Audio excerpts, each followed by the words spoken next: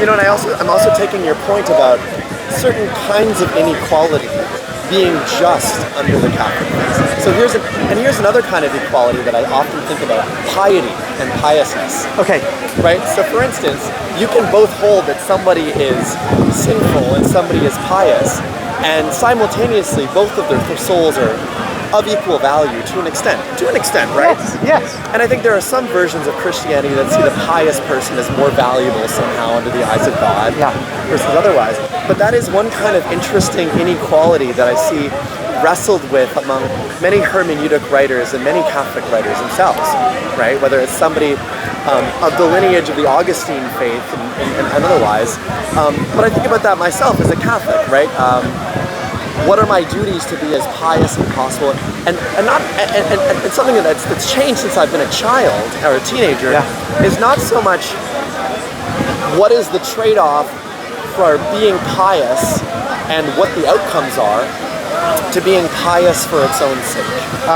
And that's a very interesting kind of grown-up transformation I feel I've had as a Catholic, which is realizing that there's no outcome that piety guarantees me per se. It's an example of one of the few goods that are good in their own right. Yes. And that's something that only a true Catholic really understands, I believe. Yes. And we also have to work against the prosperity gospel, which are a set of preachers that come out of the USA and are very popular in Africa particularly, which is most damaging there for African people. But obviously all over the Western world. What's an example of a belief with that type of gospel that you feel is particularly noxious? I think where you get men who say, you give to the preacher and you will get 10 times in return, but the people who are giving are often in need of the money they're giving, and they should keep it and use it to pay their bills or feed their kids. Yes. It's an imprudent use of the limited resources they have, and no way would God ever say, correct, give away what you've got. He'd say you can pray for better times, you can pray for the prosperity you might need in your situation in life you're in, but you need not give the money away to get prosperity. That's a lie from the devil. And the people who get your money, they're filthy rich. They don't give their money away to get even more. They just want you to do it. So it's a kind of, and what happens is then you get the relatives of such people who are not kind of into this prosperity thing. They'll look at this and say, this is Christianity, it's theft. They're all crooks. So it makes the gospel a scandal. Just as our priests who've done bad things, of course, they cause a scandal. Of course. We've all got to kind of look to our own thing.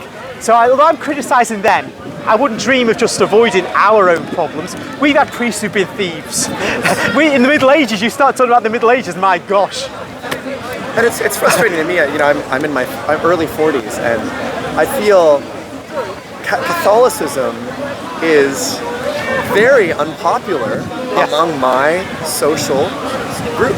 Yes. Even among people who, like me, grew up in Catholic households. And I find that frustrating, and I find it in some ways a function of the distortion of Christianity that is so wildly popular in America, at least where I can speak from, where I live. And it's sad in a way, right? And some of it is due to interpretation socially of the Bible by Christian and Catholic leaders.